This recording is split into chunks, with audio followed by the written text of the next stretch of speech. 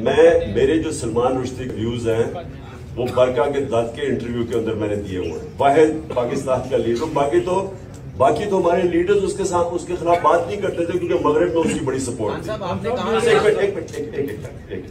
तो मेरे बड़े क्लियर व्यूज हैं उससे, और उस इंटरव्यू में भी मैंने कहा कि इसने 1.5 अरब मुसलमानों की इससे तौहीन की।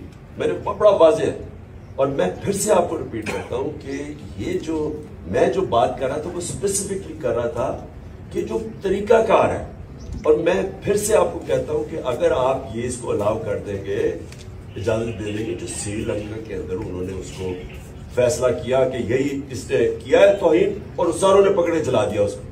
आपको अंदाजा नहीं है कि इसको मुल्क को कितना नुकसान हुआ। मैं प्राइम मिनिस्टर था, बाहर के लीडर्स के कॉल्स आए मुझे, जो लोगों का जो बाहर के प्रेस में हमारे अगेंस्ट लिखा गया। सो इसलिए जिस वक्त आप वो इंडोर्स करते हैं ना, आप दरवाजे खोल देते हैं, कहीं भी जाके कोई फैसला करे जी फायदा तौहीन किया उसको मार दे। इसके मैं सिर्फ प्रोसीजर के पॉइंट था। सलमान रुश्दी मेरे ख्याल में बहुत बड़ा फितना था, मेरे बड़े उसके ऊपर क्लियर व्यूज है।